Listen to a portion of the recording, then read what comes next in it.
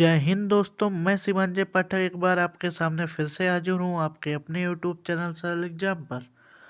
दोस्तों, आज मैं हिंदी व्याकरण में आपके लिए बहुत ही मज़ेदार टॉपिक लेकर के आया हूँ, हिंदी शब्दों की रचना। दोस्तों, यह topic exam point of view से बहुत ज़्यादा इंपॉर्टेंट हो जाता है। कभी कभी कॉम्पिटिटिव एग्जाम में यहाँ से 2 से 3 नंबर के सीधे सीधे प्रश्न पूछ लिए जाते हैं। आइए देख लेते हैं आज का अपना यह टॉपिक देखने से पहले दोस्तों, मैं हिंदी शब्द भंडार भंडार के ऊपर मैं आप लोगों से कुछ बात करना चाहता हूँ। आइए कुछ चीज़ें समझ लेते हैं और सीख लेते हैं। हिंदी में लगभग 2 लाख शब्द बताए जाते हैं। जी हाँ, हिंदी में लगभग 2 लाख शब्द बताए जाते हैं।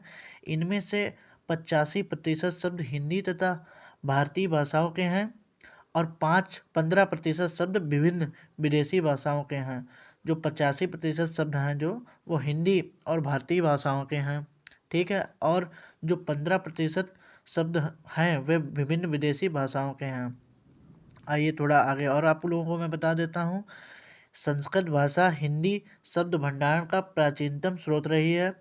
भारतीय भाषा के अतिरिक्त विदेशी भाषाओं ने भी हिंदी के शब्द भंडार को समृद्ध करने में विशेष योगदान दिया है। हिंदी भाषा की प्रकृति इतनी समन्वयशील और उदार रही है कि विदेशी शब्दों को हिंदी ने अपनी प्रकृति और स्वभाव के अनुसार ढाल लिया है। जो विदेशी शब्द थे उनको हिंदी भाषा ने अपनी प्रकृति और स्वभाव के अनुसार ढाल लिया है। आइए आज के टॉपिक पर भी कुछ बातचीत हम कर लेते हैं। आशा करता हूँ जो बात मैंने आपको बताई है वो आपको समझ में आई होगी। आइए देख लेते हैं आज का अपना यह टॉपिक। वर्ण के सार्थक मेल को शब्द कहा जाता है। जी हाँ, वर्ण में आपको पिछले वीडियो में मैं बता चुका हूँ। प्लेलिस्ट में जाकर के आप वर्णमाला का जो पहला पार्ट है उसको आप देख सकते हैं। इसलिए वर्ण के जो सार्थक मेल होते हैं उनको शब्द कहा जाता है। जैसे रोहन, मोहन, गौरव, श्याम, राम आदि। शब्दभेद शब्दभेद शब्दभेद के 2 भेद होते हैं, सार्थक शब्द और निरर्थक शब्द। सार्थक शब्द को भी आइए देख लेते हैं। जिन शब्दों का कोई या कुछ अर्थ होता है उनको सार्थक शब्द कहते हैं। जैसे घर, नगर, मैं, आप, तुम, ग्राम, यमुना, सूर्य, चंद्र, पृथ्वी इत्यादि हैं। आइए आगे भी देख लेते हैं। निरर्थक शब्द, जिन शब्दों का कोई अर्थ नहीं होता है उनको निरर्थक शब्द कहते हैं। जैसे फटाफट, चटाचट, फट, टन इत्यादि। निरर्थक शब्द के विषय में भी कुछ आपसे मैं बात करना चाहता हूँ। जैसे हम लोग साधारण बोलचाल में कभी बोल देते हैं ठीक ठाक, ठाक का कोई अर्थ नहीं होता है। वैसे ही हम लोग कभी बोलते हैं रोटी बोटी, बोटी का भी कोई अर्थ नहीं होता है। काम धाम, धाम का क्या कोई भी अर्थ नहीं होता है। खाना वाना, खाना का तो अर्थ होता है लेकिन वाना का कोई अर्थ नहीं होता है। इसलिए निरर्थक शब्द उसी को कहते हैं जिनका कोई अर्थ नहीं होता है, उनको निरर्थक शब्द कहते हैं। आइए आगे थोड़ा सा समझ लेते हैं। सार्थक शब्दों के भेद, जिसके इनके भेद 5 होते हैं। रचना या बनावट के आधार पर सार्थक शब्द। नंबर 2, उत्पत्ति के आधार पर सार्थक शब्द। नंबर 3, अर्थ के आधार पर सार्थक शब्द। आइए आगे भी देख लेते हैं। काव्य शास्त्रीय अर्थ के आधार पर सार्थक शब्द, विकार, रूपांतर या प्रयोग के आधार पर सार्थक शब्द। आइए पहले सार्थक शब्द को देख लेते हैं। रचना के आधार पर सार्थक शब्द, मैं 5 सार्थक शब्दों को आपको इस चैनल पे बहुत ही विस्तार पूर्वक बताऊंगा। बस आप हमारे साथ बने रहिए और इस चैनल को देखते रहिए। आइए देखते हैं। रचना के आधार पर शब्दों के 3 भेद होते हैं। ऋण शब्द, यौगिक शब्द, योग ऋण शब्द। आइए पहला देख लेते हैं ऋण शब्द।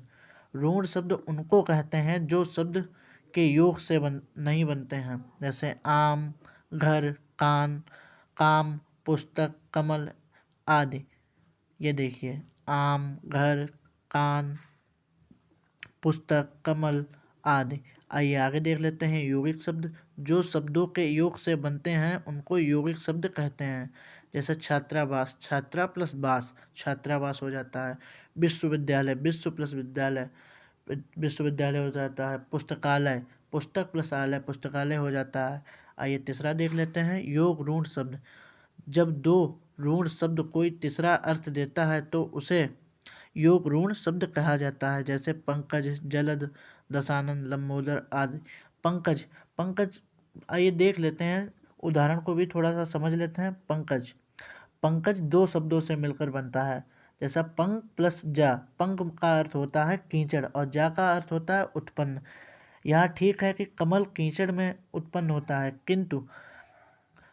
किंतु काई, जोंक, सिंघाड़ा आदि और भी तो बहुत सी चीज़ें हैं जो जल और कीचड़ में उत्पन्न होती हैं, पर पंकज और चीज़ों को ना कह कर के कमल को ही पंकज कहा जाता है। इसलिए हम पंकज को उदाहरण के रूप में यहाँ पर प्रयोग किया है। जैसे जलद, जलद को भी समझ लेते हैं। जलद इसी प्रकार है कि जल देने वाला कोई मनुष्य भी